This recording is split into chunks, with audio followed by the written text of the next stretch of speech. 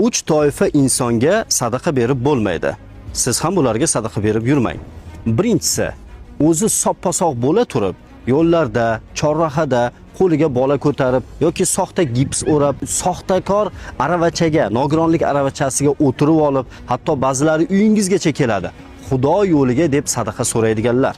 Bularga sadaqa berishni ulamolarimiz mutlaq nojoiz deyishgan va davlatimiz tomonidan ham bunday turdagi sadaqa so'rovchilarga qonuniy, ya'ni ma'muriy javobgarlik mavjud. Ikkinchisi, sadaqa olgandan keyin pulini jinoyatga, yomon yo'llarga, gunoh ishlarga sarflaydigan insonlarga, qumorga tikishi mumkin, ichishi mumkin va hokazo va hokazo va hokazo. Bunday turdagi odamlarga ham sadaqa berib bo'lmaydi. Va nihoyat uchinchisi, diqqat qiling, uchinchi toifa ota-onaga sadaqa berib bo'lmaydi. Nimagaki ulamolarimiz farzand butun mol dunyosi bilan birgalikda ota-onasining mulki hisoblanadi deganlar. Farzand uchun ota-onaga yaxshilik qilish, ularni moddiy barcha ehtiyojlarini qoplash vojib amal hisoblanadi. Shunday ekan, bu 3 toifaga sadaqa bera ko'rmang. Aslida ulug'larimiz bizga sadaqani maxfiy qilishni buyurganlar. Ya'ni sadaqa o'z egasiga, haqiqiy muhtojga maxfiy tarzda berilishi afzal hisoblanadi.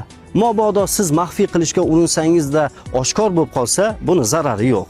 Bugun biz ham maxfiy bir ehsonni amalga oshirdik. Hamkorimiz Biolife kompaniyasi tomonidan taqdim etilgan ehson summasini 1-oktyabr ustoz va murabbiylar bayrami yaqinligi munosabati bilan azalda uzoq yillar xalqimizning farzandlariga ilm ma'rifat ulashib kelgan, ayni damda nafaqaga chiqib, og'ir bemor holatda to'shakda yotgan aziz bir ustozimizga taqdim etdik. Alloh taolo ehson qilgan Biolife kompaniyasining rahbarlari va xodimlarini barchalarini ikki dunyoda aziz qilsin, ehsonlarini qabul aylasin. Ustoz va murabbiylarimizni esa 1-oktyabr bayram munosabati bilan hamkorimiz Biolife kompaniyasi nomidan hamda o'zim nomimdan muborakbod etamiz. Alloh taolo xonadonlaringizga baxt, saodat ato etsin.